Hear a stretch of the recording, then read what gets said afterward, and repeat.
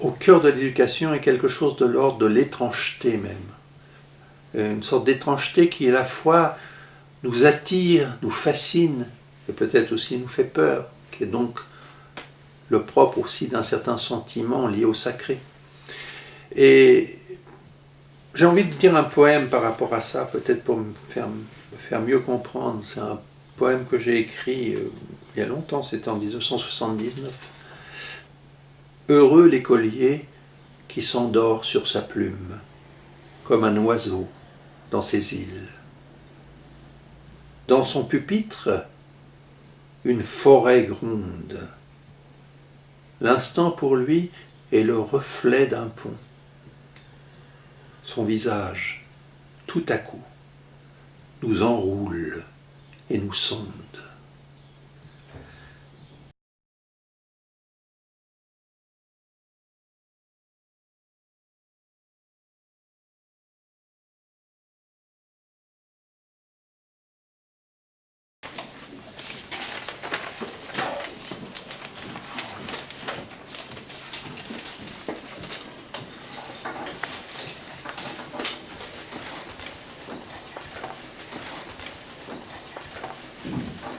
Le temps d'éducation, c'est forcément déjà deux termes, temps et éducation. C'est deux termes qui, à la fois, vont bien ensemble et vont mal ensemble.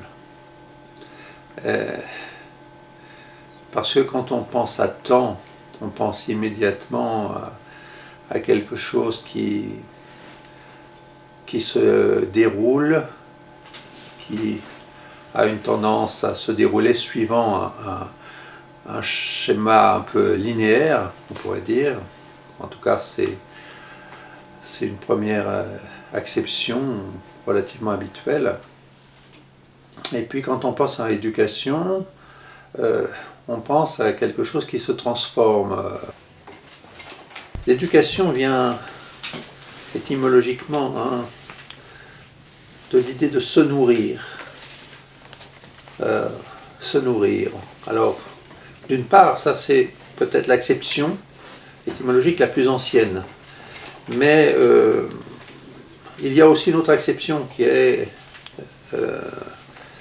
conduire hors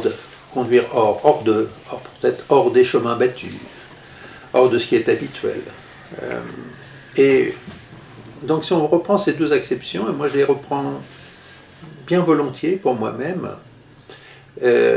oui, se nourrir, ça veut dire, c'est pas se nourrir simplement matériellement, physiquement, naturellement, oui, c'est cela. Ça commence par ça, je dirais, parce que si on n'a pas un minimum de stabilité sur ce plan-là, un minimum de sécurité, il n'y a pas d'éducation possible. On essaye quelque chose de nouveau aujourd'hui. Je vous laisse un peu moins de 10 minutes. Vous allez échanger le cahier avec votre voisin. Vous allez échanger sur la dictée, les mots dont vous n'êtes pas sûr. Vous essayez de discuter. Le but, c'est d'améliorer au maximum sa dictée. Et vous avez le droit au dictionnaire. Donc, pendant 10 minutes, vous échangez avec votre voisin, vous avez le droit au dictionnaire. Le but, améliorer au maximum sa dictée. Ça me paraît important de toujours relier les choses entre elles, de donner du sens. Donc on rappelle ce qu'on a fait, mais on est aussi dans l'avenir. Donc on est toujours dans le passé, le présent, l'avenir. C'est le lien entre les trois temps. On est sur de la continuité perpétuellement. C'est ce qui leur permet de se construire, de se construire des références, d'avancer. Voilà, ça me paraît important.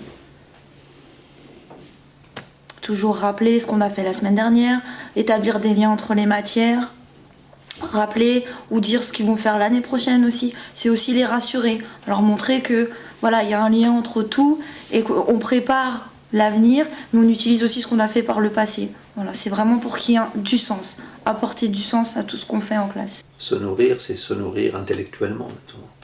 C'est se nourrir par tout ce que le monde va nous apporter comme sens, comme signification nouvelle, comme savoir,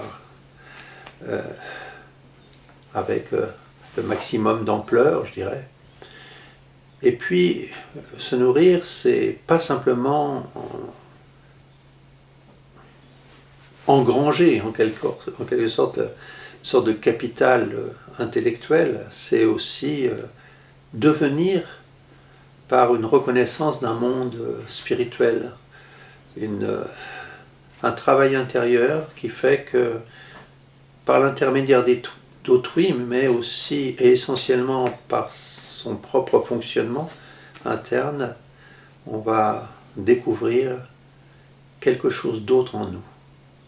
Comment essayer d'ajuster la pédagogie au rythme, au biorhythme de l'enfant, alors au niveau d'une journée, au niveau d'une semaine et au niveau d'une année. Alors il y a eu des tas de recherches. Un exemple personnel,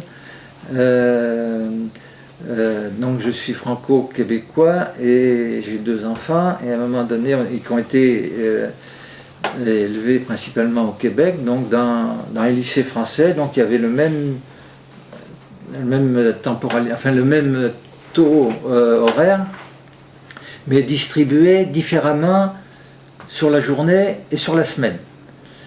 Et une année, on est venu en France et ils ont connu l'aménagement horaire français par rapport à l'aménagement horaire québécois. Je pense que c'est intéressant de comparer un peu, parce que des fois, on pense que c'est tellement coulé dans le béton qu'il n'y a pas d'autre forme possible. Au Québec, c'était sur 5 jours continus, c'est-à-dire sans le samedi libre, le dimanche libre. Et dans la journée, plus compacté, c'est-à-dire il n'y avait pas 2 heures le midi, mais simplement 1 heure. Quand ils ont tombé dans le régime en France, ça m'a beaucoup marqué. En fait, ils voulaient retourner au Québec presque rien que pour ça, parce que ils avaient, avec le même volume horaire scolaire par semaine, en France, ils avaient l'impression de toujours travailler. Exercice numéro 1. Cheyenne. Premier adjectif. Vert. Vert. Alors, qu'est-ce que tu avais? Des bols. Genre et nombre de verres. Oui. Masculin. Masculin. Pluriel. Oui, donc, tu as mis Des bol. Avec un? Oui. Justine, Ego. Quel nom, quel genre? On fait un peu du gavage à l'école. C'est vrai que les programmes sont énormes, sont surchargés, tout le monde le dit, mais personne ne les allège. Parce que tout le monde défend son petit bout de gras, il faut rajouter un peu de ci, un peu de ça. Enfin, donc les programmes sont monstrueux. Donc il y a des élèves qui marchent bien dans l'institution scolaire, elle est faite pour eux, donc ceux-là, ils aiment être gavés, ça marche tout seul. J'ai un programme à finir, donc voilà, j'essaye d'accélérer, mais ils ont tous accéléré leur rythme de travail, donc ça aussi, ça me permet d'avancer plus rapidement. Je prépare au CM2, mais je prépare aussi au collège, donc voilà, va falloir aller de plus en plus vite. Mais c'est vrai qu'une journée de travail d'école, c'est pas une journée de repos. Ils sont 6 heures en classe et on travaille, vraiment. Il faut enchaîner. Et puis, ceux qui arrivent chez nous, c'est ceux qui ont fui ça, parce qu'ils étaient en surcharge cognitive, en overdose. Et donc on les récupère et ils voient dans l'alternance en effet un soulagement. Ouf, 15 jours par mois, j'aurais pas de prof, j'aurais pas de classe, je serais dans le métier que j'aime, que j'ai choisi. Donc ils vivent ça comme un soulagement.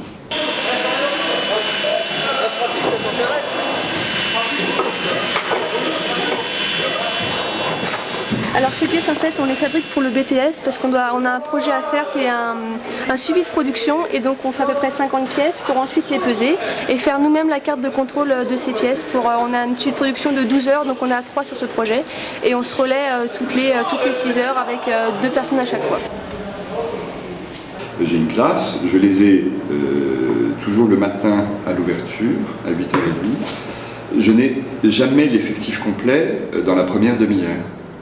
Donc comme je les ai 2 heures, je perds une demi-heure tous les mardis matins avec eux et on a beau ne plus les accepter en cours, les sanctionner, leur mettre des avertissements, les renvoyer chez eux, on a tout essayé, une espèce d'incapacité congénitale, je ne sais pas d'où ça vient. à être à l'heure. Mais du coup, ça rejaillit sur l'ambiance de la classe d'une façon terrible. La difficulté à enseigner dans une classe, c'est que les élèves qui arrivent peuvent être dans le moment de la récréation, dans le moment de l'amour, etc., alors que le prof voudrait qu'on soit dans le moment de la transmission du savoir. Donc, dans la vie de famille, la mère de famille a fait la cuisine, le repas est prêt, mais il y a des enfants qui jouent sur des jeux électroniques, ils n'ont pas envie de couper leurs jeux, etc. Donc, toutes les crispations des relations interindividuelles, mais aussi sociétales, viennent du fait que les individus, les groupes, les sociétés ne sont pas dans les mêmes moments en même temps. Donc voilà, il m'a fallu 2 ans pour comprendre que de toute façon, on n'aurait personne avant 9h, et que du coup, ça ne servait à rien que je bâtisse un truc sur 2 heures, qu'il fallait que je bâtisse un truc sur 1h30. Mais en même temps, ça veut dire qu'on accepte et qu'on entérine, qu'on autorise un retard d'une demi-heure, qu'on le systématise, qu'on l'institutionnalise. Et c'est un vrai renoncement, ça. Et anticipez les gars, anticipez, hein. Sinon à 11h30 on sera pas prêt. Hein. Ouais, ça m'étonnerait. Je sais pas pourquoi. Moi je suis prêt. Comme d'hab quoi. Comme d'hab. Ah, on a la sauce, la nouvelle équipe. Mais il faut faire plus, j'en attends plus de vous. Donc on est arrivé ce matin à 8h. Donc on a fait un briefing avec les chefs pour se répartir le travail de la matinée. Ensuite, on s'est mis à travailler vers 9h, 9h moins quart, jusqu'à à peu près 11h. Et ensuite, on a envoyé pour 11h30, donc de 11h à 11h30, on a préparé nos plats. Et à 11h30, on a envoyé pour le repas du déjeuner. On a 3 heures pour faire nos recettes et au bout de 3 heures, il faut que ça soit envoyé à 5 minutes près. Donc toujours leur rappeler, anticiper de façon à être très efficace. Moi je mets l'accent sur l'efficacité, être pragmatique à un moment donné.